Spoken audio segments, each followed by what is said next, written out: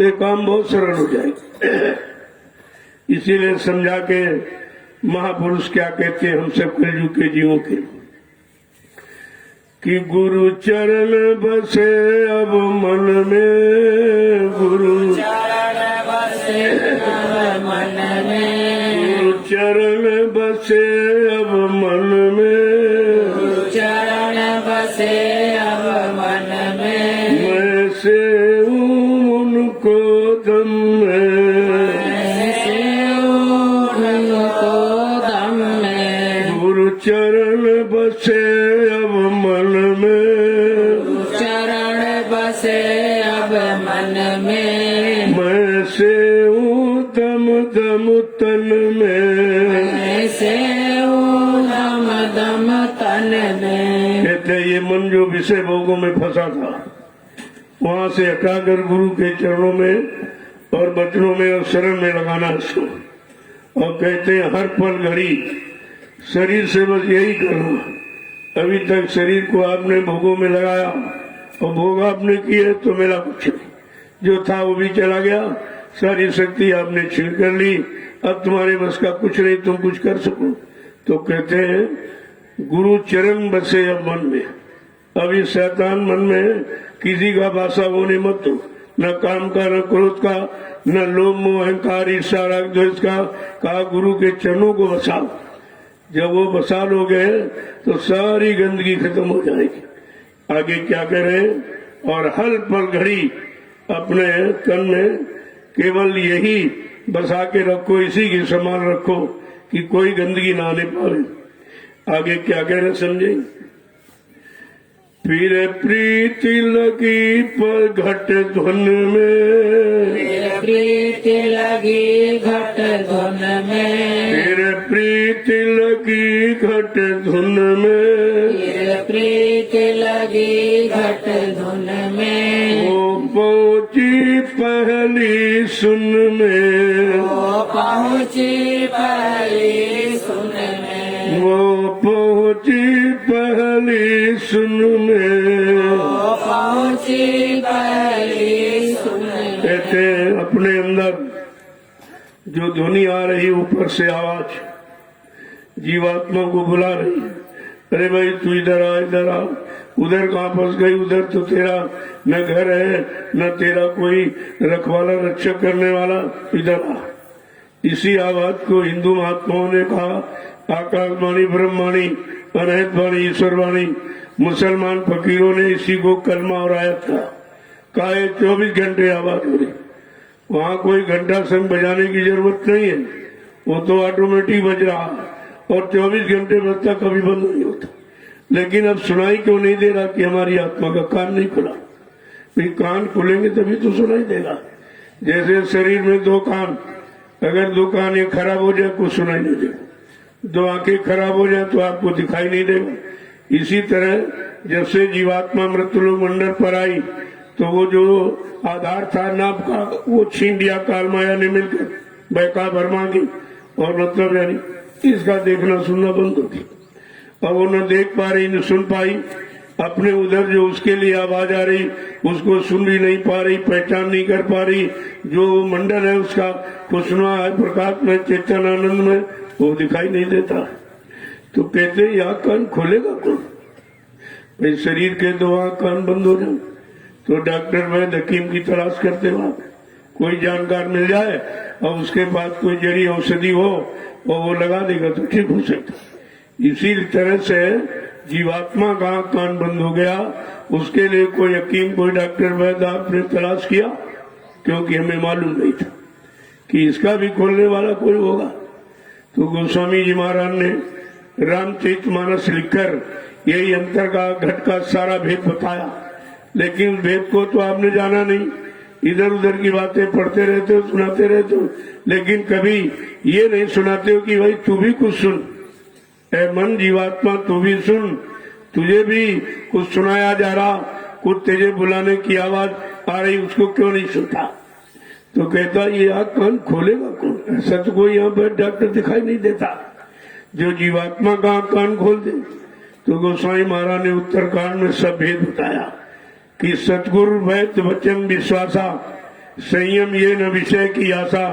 अगर सद्गुरु रूपी वैद्य मिल जाए, उनके वचनों पर विश्वास हो जाए तो ये तुम्हारा आंख कान खोल देंगे, लेकिन विषय वासना की कोई इच्छा न हो।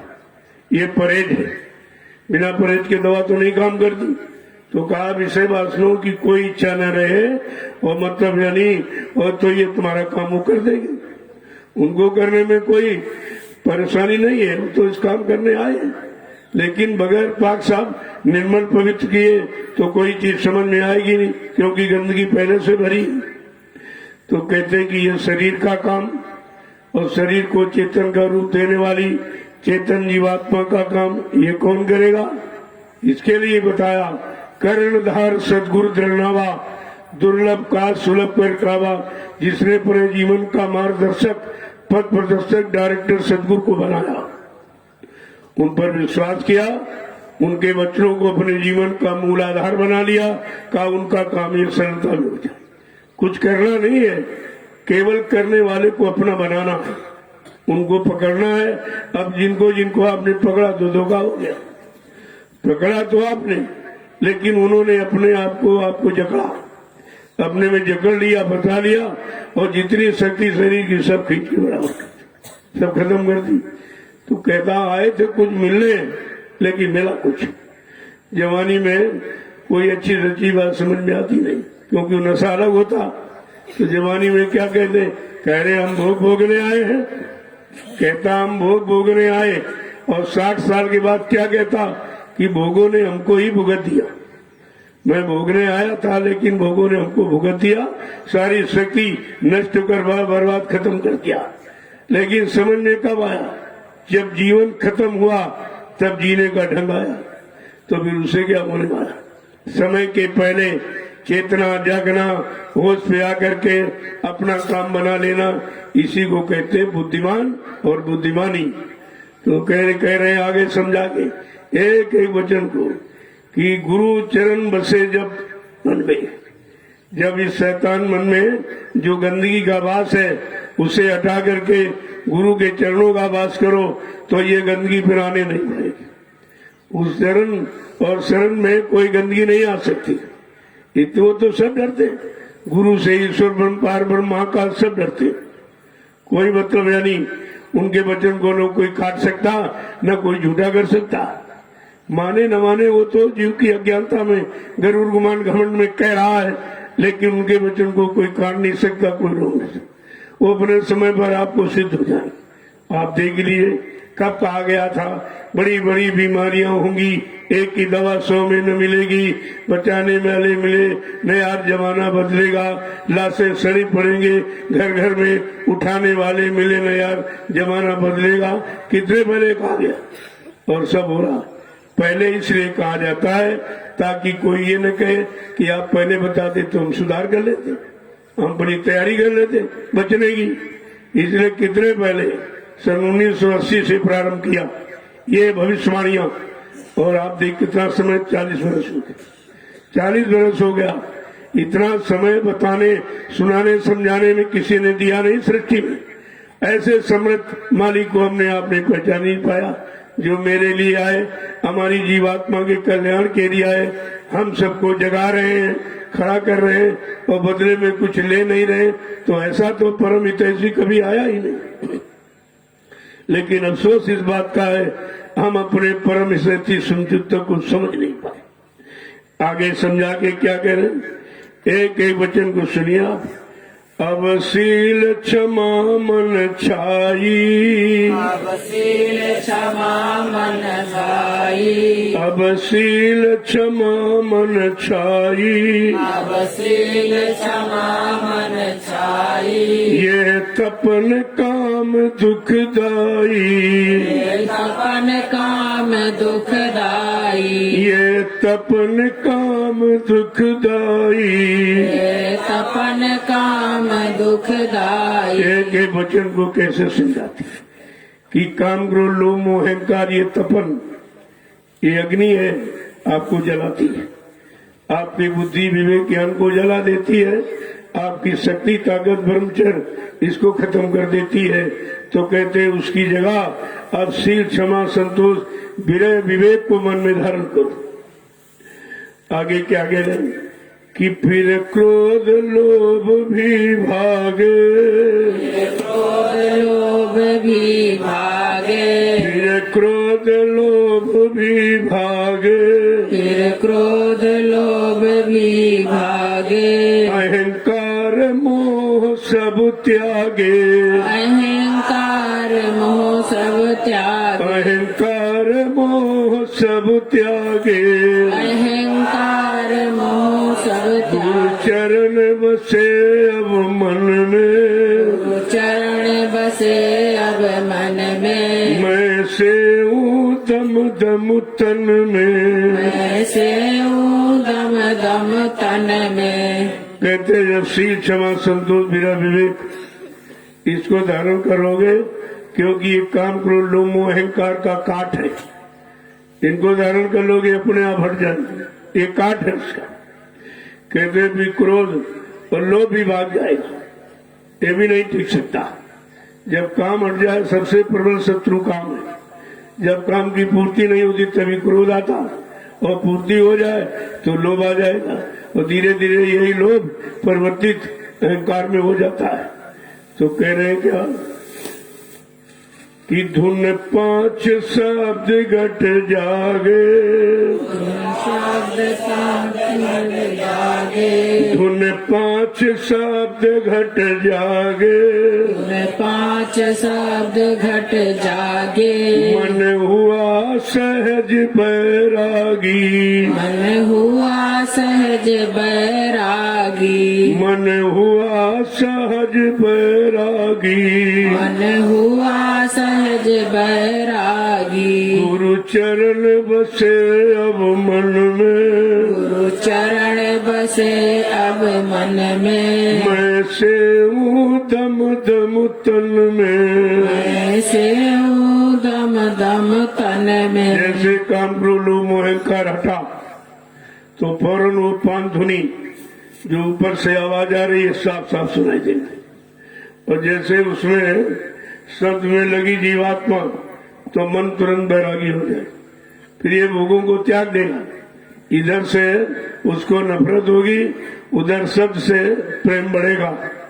आगे फिर क्या कह रहे हैं कि गुरु कृपा सूर उगाना, गुरु कृपा सूर उगाना, गुरु कृपा सूर उगाना, गुरु कृपा सूर उगाना, अब हुआ जगत बेगाना, अब हुआ जगत बेगाना, अब हुआ जगत बेगाना, अब हुआ जगत बेगाना, गुरु चरण बसे जब मन में, गुरु चरण बसे जब मन में, मैं से हूँ दम दम तन में। ऐसे हूँ दम दम आज तन मंदिर में गुरु का चरणों का वास होगा, लगा होगा, प्रीत प्रतीत होगी, तो कहा ये सब अपने आप खत्म हो जाए, आपको कुछ करने की जरूरत नहीं। ऐसे को अंदर में बैठा दो जिसके आगे सब डरते, फिर आप कोई फटकेगा नहीं, न काम न क्रोध न लोभ न मोह न अहंकार, सब छोड़ भागे मैदान। ये मैदान ही छोड़ के भाग जाएंगे। तो कहते गुरु कृपा, गुरु की कृपा से सूर्य उगाओ, ये प्रकाश अंदर में सच्चा ज्ञान पैदा करो, ये बिना गुरु की कृपा के कोई नहीं कर सकता। आगे क्या करे, अब हुआ जगत बेगाना। जब गुरु के द्वारा सूर्य रूपी ज्ञान, ज्ञान रूपी सूर्य जब उगाएगा, पहला मतलब निकल आएगा, तो कहते कि सारा संसार तुमको नासवान दिखाई दे। जब असली चीज मिल जाती है, अच्छी मिल जाती है, तब बुरी की पहचान होती। नहीं, तुम जब अच्छी नहीं मिलेगी, तुम बुरी को ही अच्छा मान बैठे। यही हुआ कि अच्छी अच्छे से हटा दिया गया, अच्छाई सच्चाई से हटा दिया गया, हम बुराई को ही सब कुछ मान बैठे, उसी को अपना आधार बना लिया, और धीरे धीरे धीरे इतनी बुराई फैल गई कि अपनी बुराई से इंसान परेशान होने लगा, अपनी बुराई से। यही है, जब पाप करते पापी उब जाए, समझ लो परिवर्तन है कगार पर। झूठ बोलने वाला कहे नहीं नहीं बहुत झूठ हो रहा, सब झूठ बोलने लगे, वो भी ऐसा एहसास करने लगे, तो समझ लो परिवर्तन है कगार पर। ये परिवर्तन की पहचान है। आगे समझा के क्या कह रहे महापुरुष कि घट बैठी तारी लाई, घट बैठी तारी लाई, घर बैठी तारी लाई, घर बैठी तारी लाई, बाहर की क्रिया दूर भगाई, बाहर की क्रिया दूर भगाई, बाहर की क्रिया दूर भगाई, बाहर की क्रिया दूर भगाई, जब गुरु चरण बसे अब मन में, जब गुरु चरण बसे अब मन में, मैं से दम दम तन में, ऐसे दम दम तन में। कहते हो अपने शरीर को इन्हीं में लगाना, गुरु चरणों में, गुरु के चरण वचन और शरण, ये तीन में लगाना है। अब ये काल माया के कर्मों का जाल भोगों का बनाया, इसमें नहीं फंसाएंगे, इसमें नहीं लगाएंगे, इससे हटाएंगे। अब हटेगा कैसे? कहे गुरु कृपा से। इंसान अपने आप नहीं कर सकता, इसलिए कलयुग में क्रिया साधनी कृपा साधनी। अगर क्रिया साध समझ लेते तो सबको नाम दान दे दिया गया, सब लोग नाम की कमाई करके तो अपना काम बना दिए होते। कहते नहीं, क्रिया नहीं साध है, क्रिया करने की शक्ति सामर्थ्य नहीं है, इसलिए हमें उनकी कृपा चाहिए, उनकी दया चाहिए, उनकी मेहरबानी चाहिए। और दया कृपा मेहरबानी कब मिलती? जब हम किसी हुक्म आदेश का पालन करें, उनके एक एक वचन को विश्वास के साथ मानेंगे और अपने जीवन के कल्याण उद्धार के लिए मानेंगे। कहते तब ये काम तुम्हारा आसान हो जाए। आगे समझा के क्या कह रहे हैं कि गुरु अद्भुत सुख दिखलाया, अद्भुत सुख दिखलाया, गुरु अद्भुत सुख दिखलाया, गुरु अद्भुत सुख दिखलाया, क्या महिमा जाए न गाया, क्या महिमा जाए न गाया, क्या महिमा जाए न गाया। क्या महिमा जाए न गाया। ये अद्भुत आनंद है जो एक क्षण के लिए कभी खत्म नहीं होता, कभी बढ़ता घटता नहीं, अनवरत एक समान रहता है। काला गुरु ने वो अद्भुत सुख दिखलाया जो एक बार आने के बाद कभी नहीं जाता। और यहाँ का ये क्षणिक सुख आता जाता, ये स्थायी नहीं रहता। कभी दुख आया तो रोने लगे, सुख आया तो हंसने लगे, फिर दुख आया फिर रोने। इसी रोने हंसने में समझ आ रहा, न हंसना हाथ लगना न रोना हाथ लगना। लेकिन कहते हैं गुरु अद्भुत सुख दिखलाया, वो परम सुख, शाश्वत आनंद जो नाम की कमाई के बाद मिलता, कल गुरु ने तो वो दिखलाया। और क्या कह रहे, क्या महिमा जाए न लाया। अब उनके इस शाश्वत आनंद की क्या महिमा का बखान किया जाए, वो तो वाणी से बखान का विषय नहीं है, वो अनुभव गम्य है। जब आप करोगे तो उसका अनुभव हो जाएगा। करने का अनुभव कभी छूटता नहीं है और कभी शंका संदेह बोलना पैदा नहीं करता। वो तो सब तरह का लाभ ही लाभ देता, लेकिन हम लोग उसे समझ नहीं पाते, क्योंकि समझना है तो सरल, लेकिन जब समझने के लिए मन बुद्धि चित्त को पाक साफ निर्मल करके उसमें लगाओ, तब आप समझेंगे। ये कानों से सुनकर आप समझ नहीं सकते। जब तक वो वचन, वो सीख, शिक्षा, तालीम मन बुद्धि चित्त में स्पर्श करके नहीं निकलेगी, उसको पाक साफ निर्मल पवित्र नहीं करेगी, तब तक समझ में कुछ नहीं आएगा। आगे क्या करें? जग जीव अभागी सारे, जग जीव अभागे सारे, जग जीव अभागी सारे, जग जीव अभागी सारे, नर देही यही हारे, नर देहि यूं हारे, नर देही यही हारे, नर देहि यूं गुरु चरण बसे अब मन में, मैं से मुक्त तम तम तन में, ऐसे हूँ दम दम तन में। कहते जीव बड़ा भागा है जो सच्चाई अच्छाई को नहीं पकड़ता, वो बुराई को पकड़ रहा है। कितना भागा है कि जो सच्चाई अच्छाई उसके सच्चे सुख आनंद को दिलाने वाली, शांति को दिलाने वाली, उसको तो पकड़ता नहीं, और बुराई को पकड़ रहा, उससे क्या मिलेगा? बुराई करोगे तो बुरे ही हो जाओ, भलाई करोगे तो भले बन जाओगे। जैसा करोगे, करनी करोगे, वैसा तुम्हारा मन बुद्धि चित्त बन जाएगा, फिर उसका सुधार बड़ा मुश्किल होता है।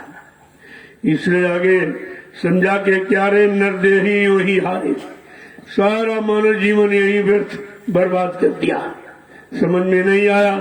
आखिरकार परमात्मा ने 4,84 लाख योनियां जिसमें शरीर बनाए, तो उसमें मानव योनि को प्रधानता क्यों दी? सर्वश्रेष्ठ इसको क्यों कहा? और बड़े भाग का क्यों कहा? बड़े भाग मानुष तन पावा, सुर दुर्लभ सदग्रंथन गावा। कहा जिनके बड़े भाग है, जिनको अपनी बार परमात्मा ने मनुष्य मंदिर दे दे। क्योंकि जब इसमें जीवात्मा आएगी मनुष्य मंदिर में, तब इसको परमात्मा से मिलने का पूरा अधिकार है। ऐसा क्यों है? सभी शरीर में तो जीवात्मा है।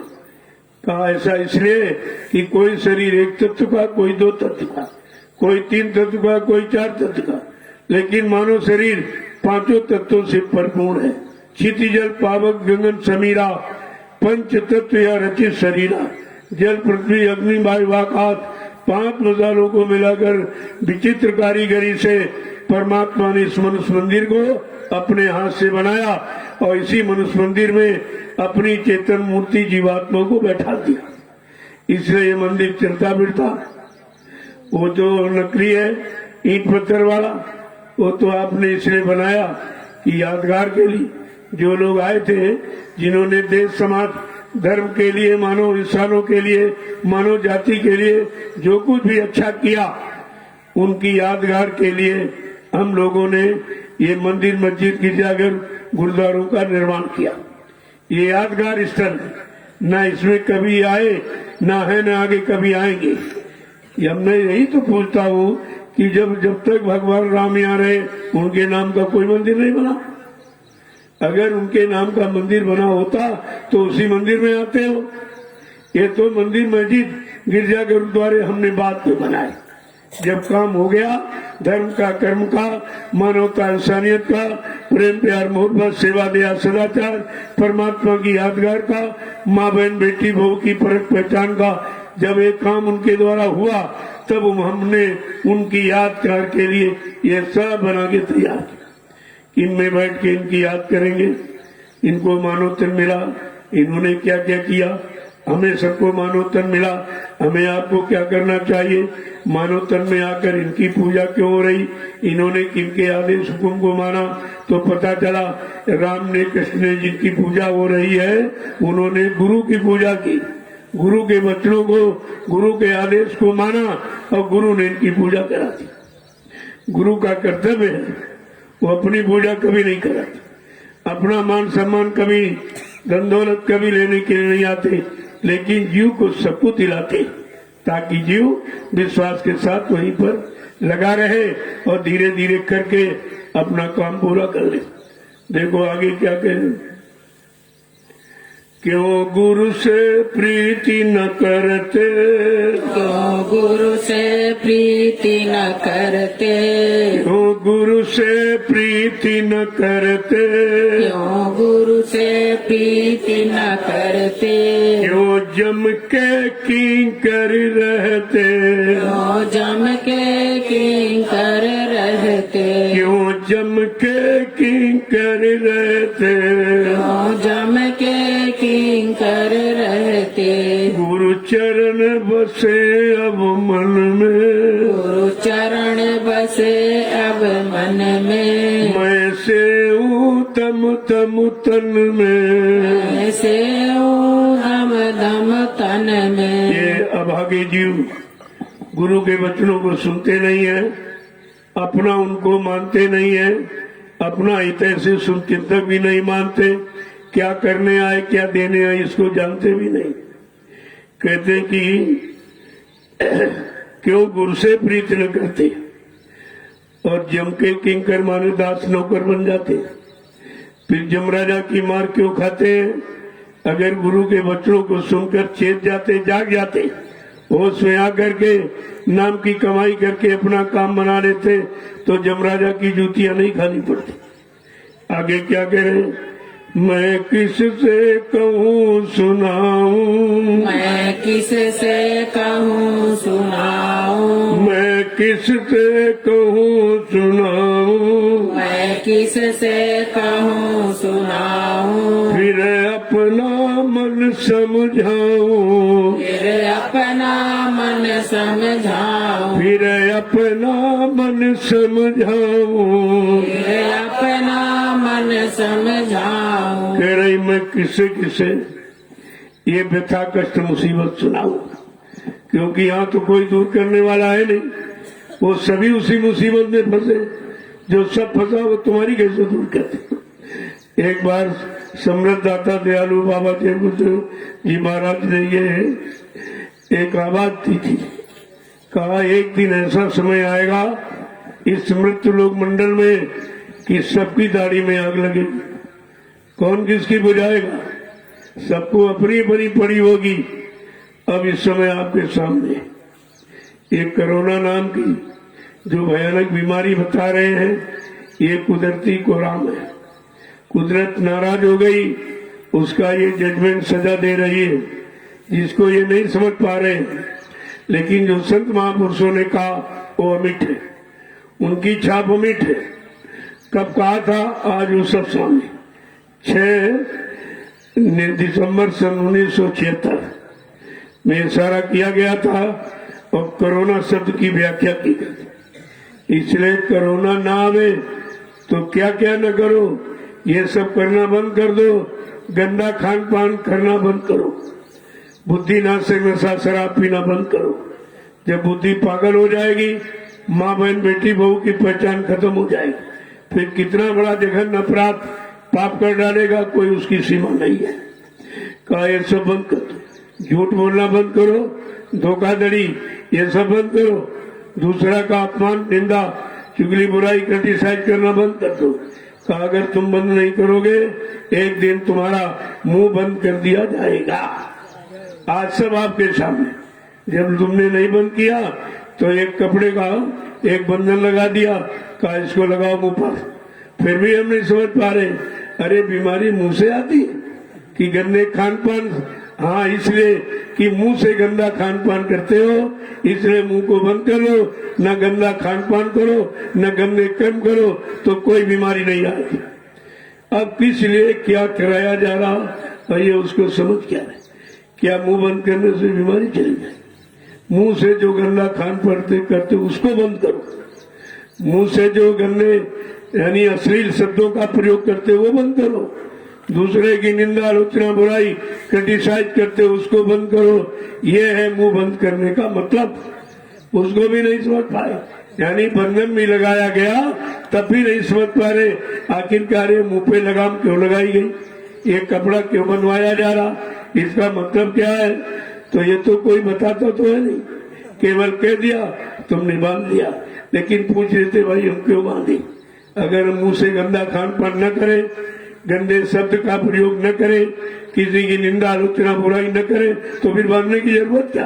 अरे ये बंधन अंदर से स्वीकार करो, बाहर ये कपड़े लत्ते वाला बंधन काम नहीं करेगा। वो तो अंदर से आपको ये संकल्प लेना होगा। आगे समझा के क्या कह रहे?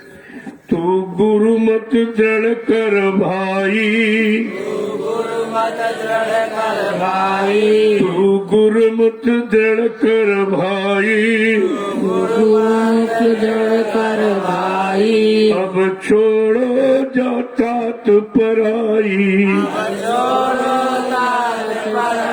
अब छोड़ो तात पराई, छोड़ो तात पराई, गुरु चरण बसे अब मन में, गुरु वचन बसे अब मन में, मैं सेवूं दम दम तन में, बसे दम दम तन में। कहते भाई गुरुमत को दृढ़ करो, गुरु के विचारों को वचनों को दृढ़ता से पकड़ो, ये तुम्हारा काम करेंगे। जो तुमने बाहर से वचन पकड़े हैं और निंदा आलोचना बुराई करने की सीख आपने ली, इसको बंद कर दो। इससे कोई काम न बनेगा, न तुम्हारा बनेगा, न तुमसे इसका बना सकते। बुराई बुराई करने वाला न अपने को बुराई से बचा सकता और जो सुनेंगे वो भी नहीं बच सकते। इसलिए कहते तू गुरुमत दृढ़ कर भाई, गुरु के मत माने विचारों को, संकल्पों को, वचनों को दृढ़ता से पकड़ो।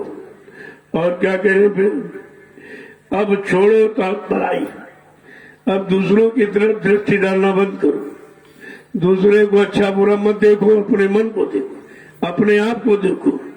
विद्वानों ने भी कहा please see yourself then told other person, कृपया अपने आप को देखो तब दूसरे को हो सकता कहीं तुम उससे ज्यादा खराब हो। तो अपनी खराबी दूर करने से काम बनेगा। दूसरे की खराबी बुराई करते रहोगे, ताकते रहोगे और खराब होते रहोगे। बुराई करने वाला कभी न अच्छा बना न किसी को अच्छा बना सकता। आगे क्या करें, चल रहे तू त्रिकुटी घाटी,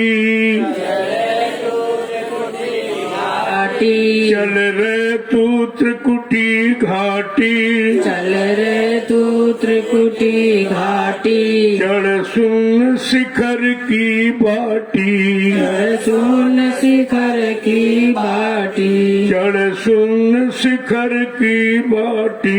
चढ़ सुन शिखर की बाटी। आप तू चल, ऐ मन तेरा आवास निवास तृप्ति धाम, तू अपने घर की तरफ चल और वो सुन शिखर की बाटी। बाटी माने रास्ता, बाट।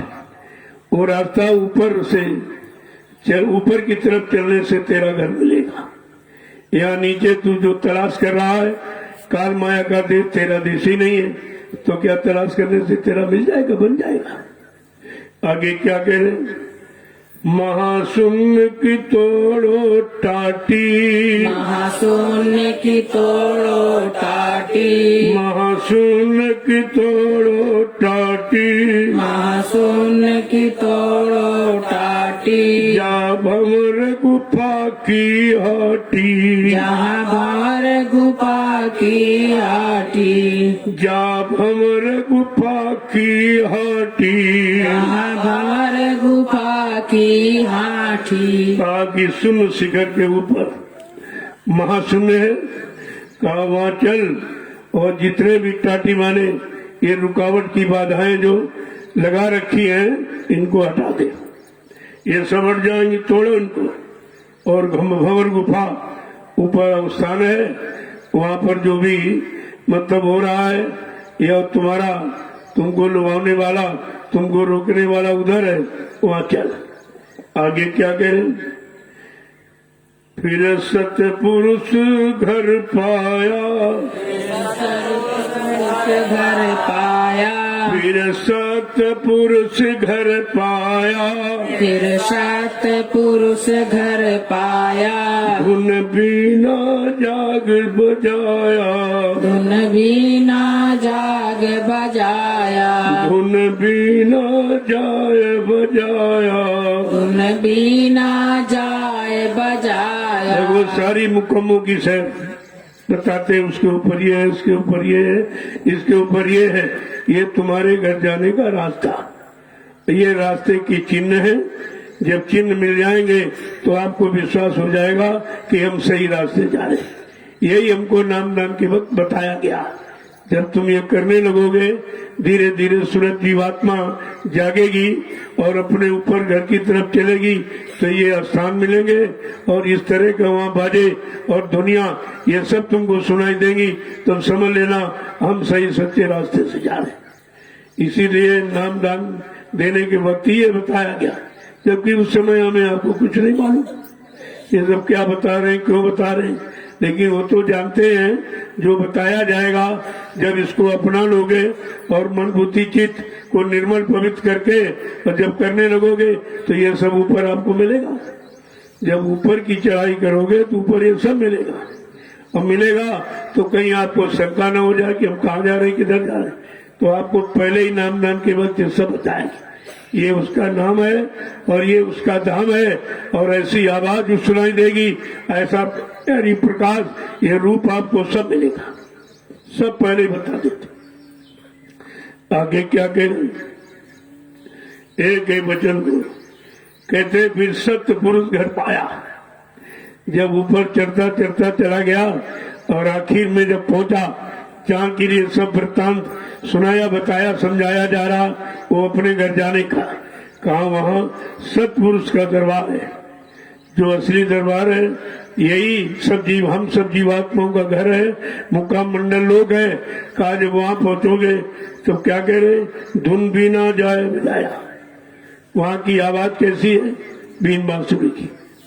जब आवाज मिलेगी तब आपको पक्का विश्वास हो गया कि नामदान के वक्त गुरु महाराज ने हमको यही बताया था कि ऐसी ध्वनि आपको सुनाई देगी, ऐसा स्थान, उसका ये मतलब, ये रूप होगा, ये देखने को मिलेगा।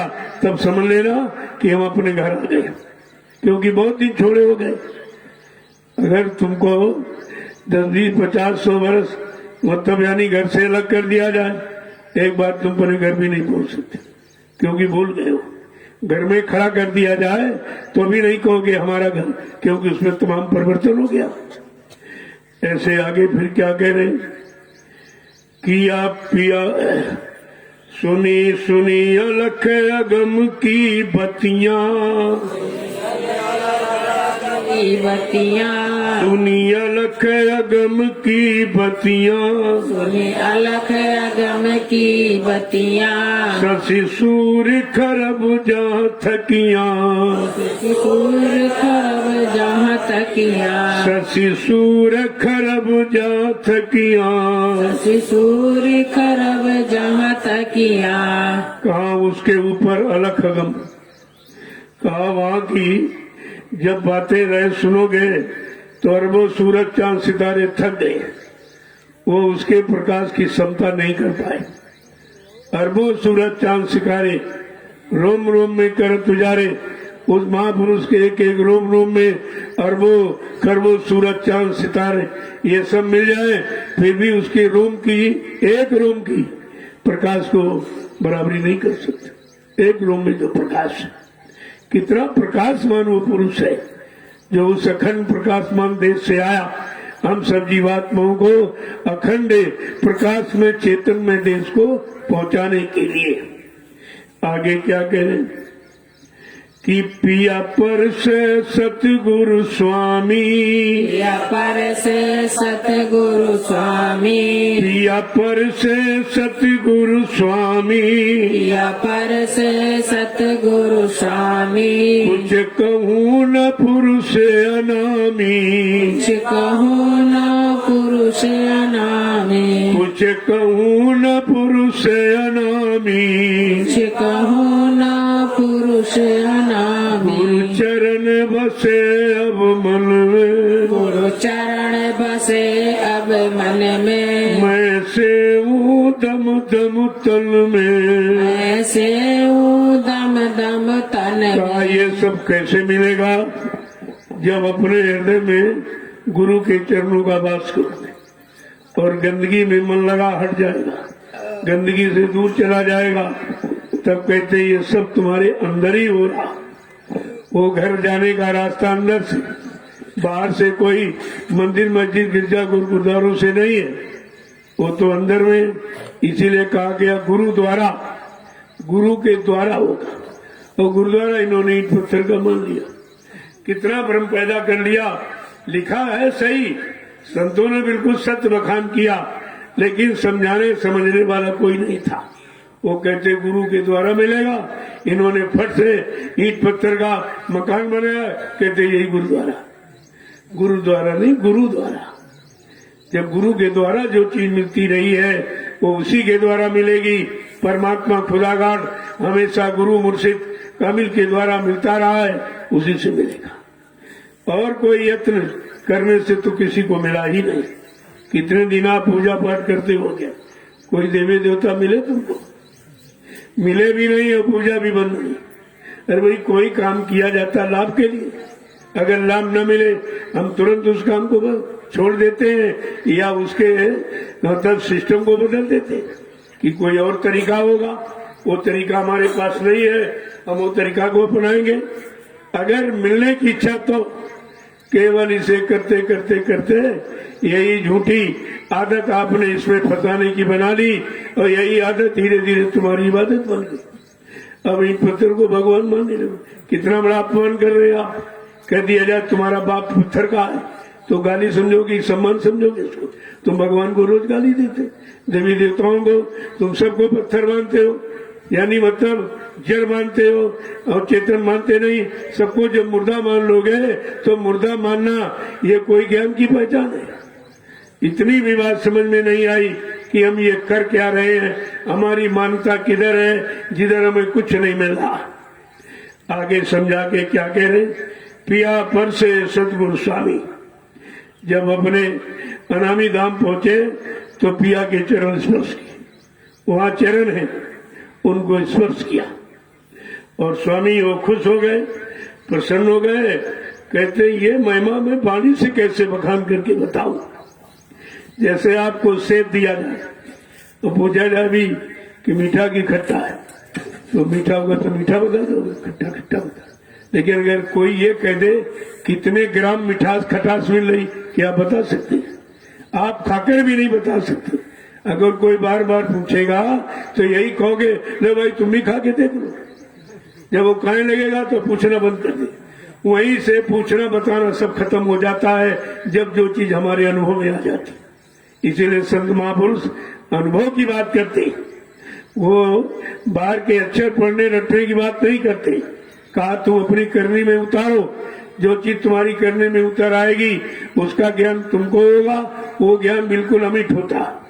अपने अनुभव का ज्ञान अमिट, दूसरे अनुभव का ज्ञान हम कितना पढ़ ले कितना रट ले, लेकिन अनुभव नहीं हो सकता कि अनुभव करने का फल है। आगे क्या करें, मेरी आरत सबसे न्यारी, मेरी आरत सबसे न्यारी, मेरी आरत सबसे न्यारी, मेरी आरत सबसे न्यारी। कोई समझेगी पिया प्यारी, कोई समझेगी पिया प्यारी, कोई समझेगी पिया प्यारी। कोई समझेगी पिया प्यारी।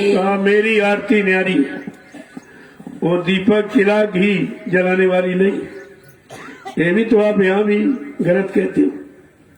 जो आरती आप कहते हो गलत कहते हो, क्योंकि कहते हो बिन घृत दीप आरती साजी, और वहां दीप घृत लिए घूम रहे। झूठ बोलते हो, झूठ बोलते हो, कहते हो कुछ करते कुछ हो। इसलिए ये आरती में बहुत इन्हें से रुकवाने वाला था कि ये मुंह से बखान करने की नहीं है, ये अंदर घट की। जहां पर कोई चिराग बत्ती की जरूरत नहीं है, अनवरत प्रकाश हो रहा है, परम प्रकाश रूप दिन नाती, न चाहिए घृत दिया और बाती। वहां दिया बाती चिराग जलाने की अवस्था है ही नहीं। यहाँ तुम चिराग और बत्ती जलाते हो और कहते हो बिन घृत दीप आरती। झूठ भी बोलते हो, सामने सारे घुमा रहे हो और झूठ बोलते हो। तो ये सब बंद कर दीजिए आप। जो अंदर की चीज है उसे अंदर में रहने दो, जो बाहर की चीज अंदर ले जाने वाली उसे बाहर में जब तक कहोगे जब तक अंदर नहीं पहुंचाओ। ये हमेशा समझदारी से किया।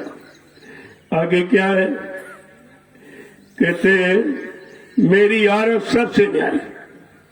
वो सबसे न्यारी है, वहां थाल अगरबत्ती चिराग बाती कुछ नहीं है। वो न्यारी अनोखी है और उसे समझेगी कोई पिया प्यारी। जो अपने पिया प्रीतम सतपुरुष की प्यारी हो गई वही सूरत जीवात्मा रूप समझेगी, बाकी नहीं समझ सकती। आगे क्या कह रहे हैं, ये भेद अथाह बखाना, ये भेद अथाह बखाना,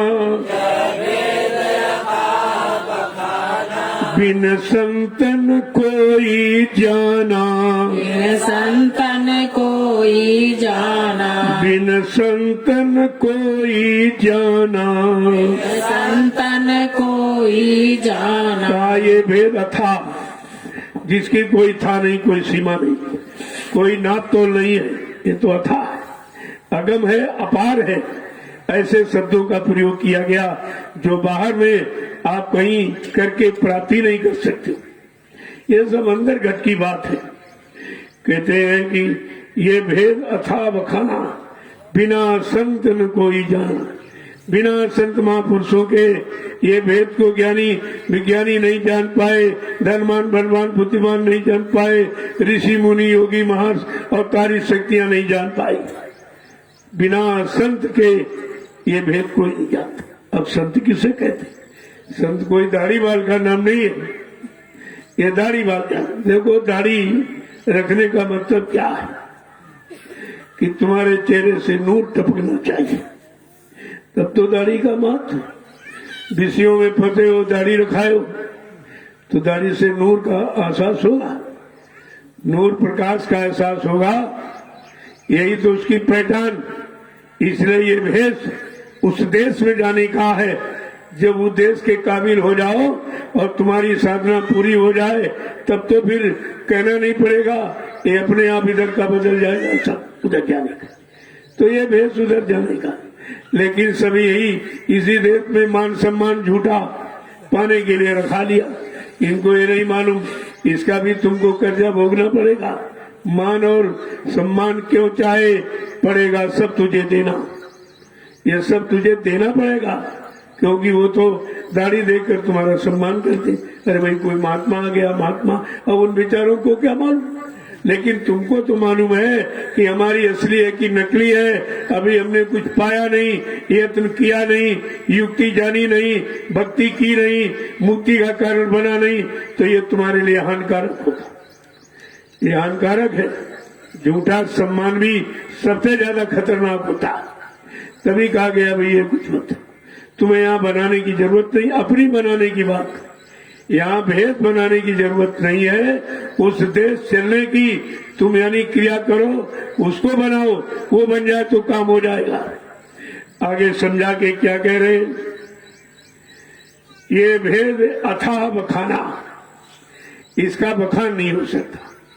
बाहर से कुछ कहा नहीं जा सकता, क्यों? अंदर का है। अब अंदर तुम कभी गई नहीं, चढ़ाई तुमने की नहीं, मुकामे सुनने क्रॉस पार आपने की नहीं, तो जो तुम्हारा कहना तो झूठा होगा।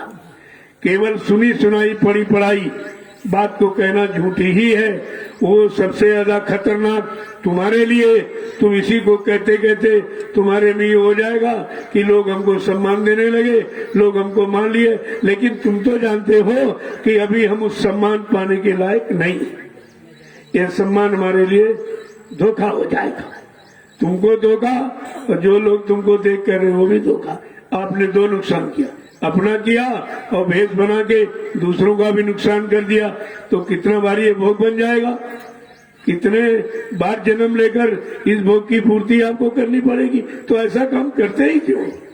लेकिन जानते भी नहीं हो और बताया जाए तो मानते नहीं, तो उन्होंने कहना बंद कर दिया। ये भोगेगा तब मानेगा। आगे क्या कहा, कर्मी जीव जग के अंधे, कर्मी जीव जग के अंधे, कर्मी जीव जग के अंधे, कर्मी जीव जग के अंधे, सब फंसे काल के फंदे, सब फंसे काल के फंदे, सब फंसे काल के फंदे, सब फंसे काल के फंदे। गुरु चरण बसे अब मन में, गुरु चरण बसे अब मन में, मैं से दम दम तन में, मैं से दम दम तन में। काय बेचारे बाहर में कर्म करने वाले जीव सब अंधे, इन्हें कुछ दिखाई नहीं दे रहा कि हम दाढ़ी रख रहे हैं इसका मतलब क्या है, हम पगड़ी बांध रहे हैं इसका मतलब क्या, हम सदरी पहने इसका मतलब क्या, हम टाट बोरा पहने इसका मतलब क्या है। अरे ये बाहर का विषय नहीं, ये तो अंदर जाने का विषय। ये है बैराग का चिन्ह कि तुमको सब तरफ से लगाओ, आपकी आसक्ति खत्म हो गई और तुम अब असली काम के लिए करने को तैयार हुए हो। अब बजाय बाहर के, अब अंदर का राज समझ में आ गया। सत्संग वचनों को सुनकर गुरु की कृपा से अब हम अंदर की तरफ चलेंगे, उसके लिए ये सब था। लेकिन अभी अंदर की बात भी नहीं पूरी सुन पाए और न जान कर पाए और बाहर का भेद बना दिया। ये तुम्हारे लिए हानिकारक होगा, आपका नुकसान करेगा। आगे क्या कह रहे हैं कि कर्मी जीव जग के अंधे, ये बार बार जो कर्म कर रहे हैं शरीर पर ये थोड़ा ढोंग रचा रहे हैं। अरे भाई शरीर तो ये कवर है, कवर को कितना सजाओ लेकिन अंदर की चीज कवर सजाने से अच्छी नहीं होगी। वो तो कवर ही है। जो कवर के अंदर हमारी चीज रखी है, हम उसको सुरक्षित रखने के लिए हम कवर को की सुरक्षा करते हैं। ये भाव होना चाहिए। हम शरीर की रक्षा, शरीर को निरोग रखें, गंदे खान पान से बचा के, गंदे कर्मों से बचा के रखें तो ये ज्यादा दिन सुरक्षित रहेगा। जितने दिन ज्यादा सुरक्षित शरीर रहेगा उतने दिन शरीर के अंदर बैठी जीवात्मा सुरक्षित रहेगी, उतने दिन ज्यादा आप भजन कर लोगे। तो ये भजन करने के उद्देश्य से तो वह करना तो ठीक है, लेकिन तुम्हारा उद्देश्य अभी बाहर में झूठा मान सम्मान पाने का, जो बड़ा खतरनाक है। आगे क्या कह रहे हैं, उनसे नहीं कहना चाहिए, उनसे नहीं कहना चाहिए, उनसे नहीं कहना चाहिए, उनसे नहीं कहना चाहिए। मत गूढ़ छिपाए रहिए, मत गूढ़ छिपाए रहिए, मत गूढ़ छिपाए रहिए। मत गूढ़ छिपाए रहिए। ऐसे बाहर के कर्म करने वाले, बाहर की आसक्ति, झूठे सम्मान में फंसे रहने वाले व्यक्तियों से कुछ नहीं कहना चाहिए। कबीर साहब ने तो बहुत सत्य कहा था कि एक बार दो बार कहो, अगर ना माने, कहा सुनी माने नहीं, दे धक्के दो चार, मारो धक्का चला जाए। जब कभी होश में आएगा, अपने आप खड़ा होगा तो समझ में खुद ही आएगा। लेकिन सम्राट मालिक ने प्रस्ताव नहीं पास किया, कहा नहीं, ऐसा नहीं, मैं इनको लेने आया हूँ, घर पहुंचाने आया हूँ, तो धक्का मारकर इनको ठीक नहीं कर पाऊंगा। इनको प्रेम प्यार मोहब्बत देकर, इनकी तरह बनकर, इनके वचनों को पूरा करके इनको अपनी तरफ जगा करके खड़ा करूंगा, फिर इनको इनके घर ले जाऊंगा। देखो कितनी बड़ी बात। जो पहले के गुप्त संत आए वो बड़े सत्य थे, उन्होंने इस तरह की कोई मेहरबानी नहीं की जी ऊपर कि न माने तो बार बार मनाओ, बार बार समझाओ, बार बार सुनाओ। उन्होंने कहा, जो सैन बैन न समझैन उससे कछु न कहे। सैन माने इशारा, वचन, जो कुछ भी नहीं माना उससे कुछ मत कहो, मत कहो कुछ, अपना ये गुण मत छिपा के रखो। लेकिन नहीं, जब प्रकट संत सम्राट मालिक आया, उन्होंने ये काम नहीं किया। कहा नहीं नहीं भाई, वो तो फंसा ही पड़ा है, तुम उन पर नाराजगी करोगे तो फिर निकलेंगे कैसे। इसलिए उनके उसे नाराज न होकर उनको समझा बुझाकर सही सच्चे रास्ते पर खड़ा करो और अपने घर की उनसे तैयारी कराओ। और धीरे धीरे धीरे धीरे समय कितना भी लग जाए लेकिन ये निकल जाएगा। जब तुम इसके पीछे पड़ जाओगे तब क्यों नहीं निकलेगा। आगे क्या कह रहे हो समझा।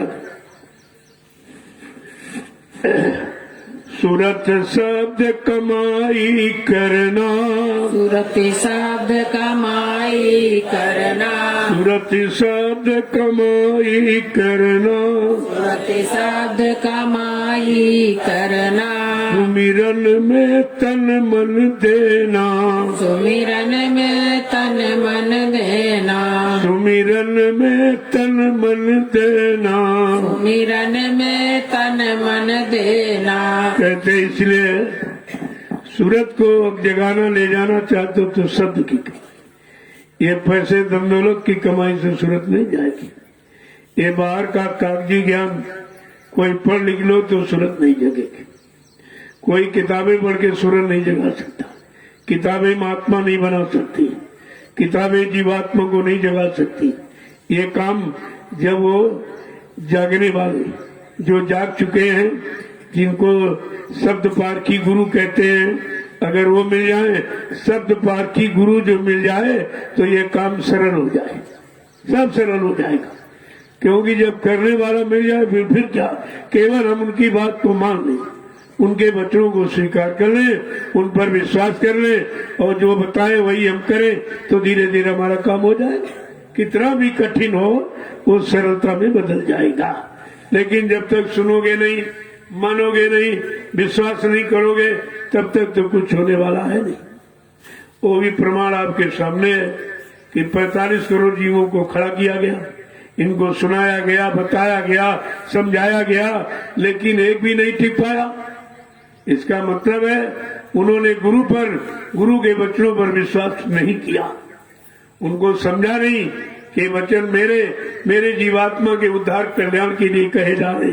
हम इन्हीं वचनों को मानेंगे, इन्हीं वचनों का अपना आधार बनाएंगे, तभी कुछ हमारा होगा। अगर ये मान लेते तो 45 करोड़ कभी धोखे में नहीं जाते, सब धोखे में चले, कोई एक भी नहीं टिक पाया। अब कितने अफसोस की बात है कि जब सम्राट मालिक ने कितना परिश्रम, संघर्ष, यातनाएं उठाकर 45 करोड़ जीवों को सतपथ के रास्ते पर लाके खड़ा किया, और एक भी नहीं टिक पाया, एक भी नहीं टिक पाया। इसे अगर ये लीला नहीं हुई होती तो तुम अच्छे बुरे की पहचान नहीं कर पाते, असली नकली की पहचान नहीं कराते। आध्यात्मिक भौतिक की परिभाषा आपको नहीं समझ में आती कि इसमें कितने आध्यात्मिक आए और कितने भौतिक आए, कितने सांसारिक आए हैं और कितने परमार्थी आए, आपकी समझ में कुछ नहीं आता। तो लीला माने परीक्षा, परीक्षा ही सच्चाई का बोध करती है। इसीलिए कहा कि पढ़ाई लिखाई तो बच्चा करता है, लेकिन जजमेंट नहीं बता सकता, अपनी योग्यता, अपना फल नहीं बता सकता, अपना डिवीजन नहीं बता सकता। वो कौन बताएगी? परीक्षा, वो दूसरे की इच्छा पर निर्भर है। इसी तरह से परीक्षा तो अनिवार्य होती है। कहा भी गया था, आगे एक ऐसी नाजुक व्यवस्था बना के खड़ी कर दूंगा, पर मैं एक छोटी सी परीक्षा लूंगा, छोटा सा खेल खेलूंगा, छोटी सी लीला करूंगा। मेरे खेल लीला को समझकर तुम यानी मतलब कभी अज्ञानता में मत चले जाओ, तुम इसमें मत फंस जाना। ये परीक्षा सच्चे अच्छे की पहचान की हो रही, क्योंकि तुम सबको अच्छा मान लोगे। धोखा तो तभी हुआ, तुमने चेलों को अच्छा माना, गुरु को झूठा माना, और तुम फंस गए, चेलों में चले गए। अरे भाई, चेला काम करेगा कि गुरु काम करेगा? हाँ, चेला वो काम करेगा जिस चेले का काम गुरु ने कर दिया और अपने समान बना लिया, अपना संदेश प्रसारित करने का अंदर में आदेश हुक्म दे दिया। वो तो हो सकता जो वो भी गुरु की बात करेगा, अपनी बात नहीं करेगा, अपने को गुरु नहीं कहेगा, अपने को संत महापुरुष नहीं कहेगा, ये अपने को कभी नहीं कहेगा, लेकिन काम करेगा। जो काम दिया जाता है उसी को कहते नहीं, अपना समकक्षी जब कोई हो उसी को काम सौंपा जाता। अब यहाँ समकक्षी कौन था? कैसे आप जानते हैं कि गुरु का समकक्षी कौन? गुरु के काम को करने वाला, गुरु के काम पर विश्वास करने वाला कौन है? अगर ये परीक्षा न होती तो आपकी समझ में कुछ नहीं आता। इसलिए परीक्षा अनिवार्य है, इसकी जरूरत थी। मैं एक छोटी सी लीला करूंगा, छोटा सा खेल करूंगा, मेरी लीला खेल समझकर तुम कभी भ्रम में मत बताना, भजन करके मेरा इंतजार करना। ये आपको आदेश दिया गया। कितने लोगों ने आदेश को माना? एक भी नहीं माना, एक ने भी नहीं माना। न किसी ने विश्वास किया और न यानी इंतजार करके, भजन करके इंतजारी किया, कुछ नहीं। कोई इधर भाग गया, कोई इधर भाग गया, कोई इधर, सारी भगदड़ मच गई।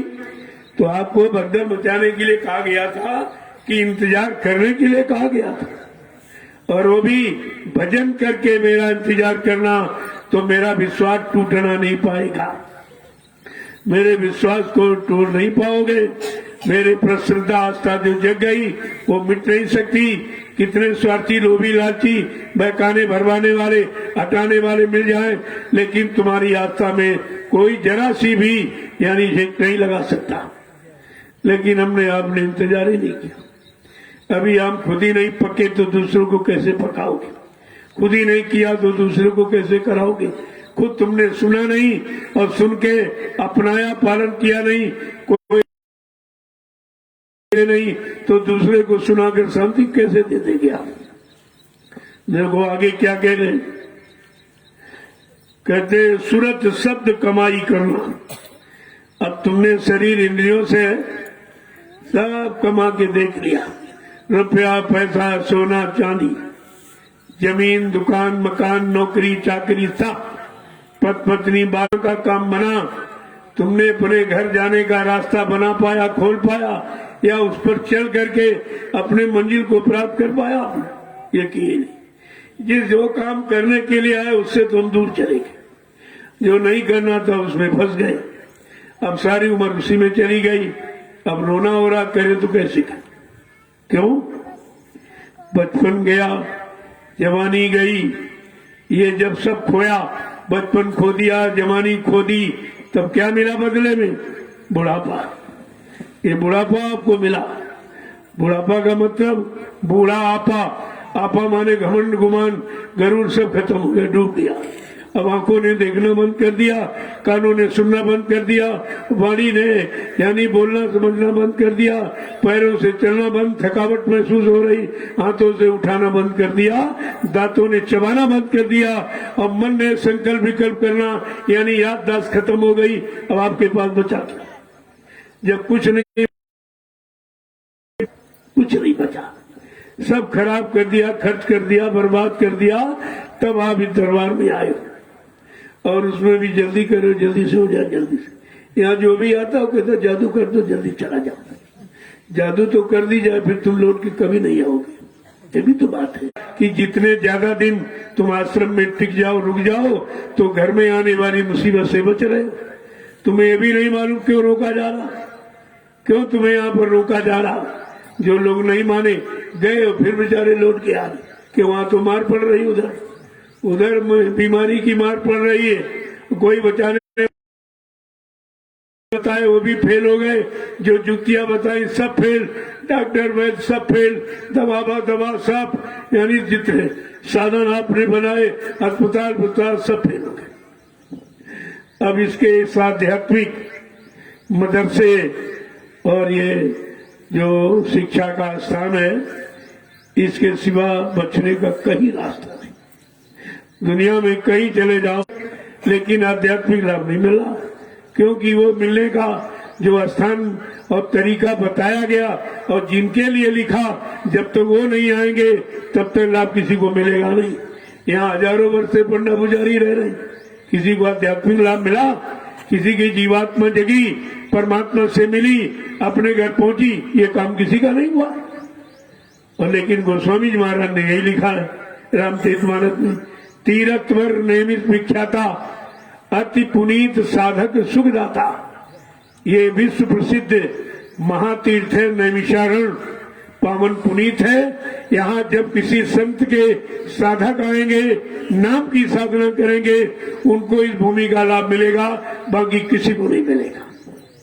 वो तो साफ साफ रामचरितमानस में बयान है कि लोग धोखे में न रह जाएं कि यहाँ का लाभ सबको नहीं मिलेगा, यहाँ का लाभ मिलेगा संत के साधकों को।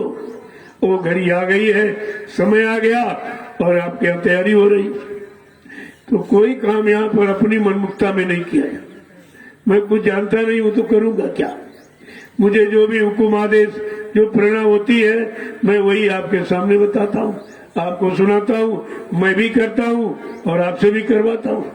ऐसा नहीं कि मैं नहीं करता, मैं दोनों वक्त वचन करता हूँ, दोनों वक्त। ऐसा नहीं है जैसे घंटा संग बजा के बैठ जाता हूँ, ऐसा नहीं है कि हम दूसरे को बताए कुछ न करें। पर उपदेश कुशल बहु तेरे, जे आचरित नर घनेरे, ये कामयाब नहीं होता।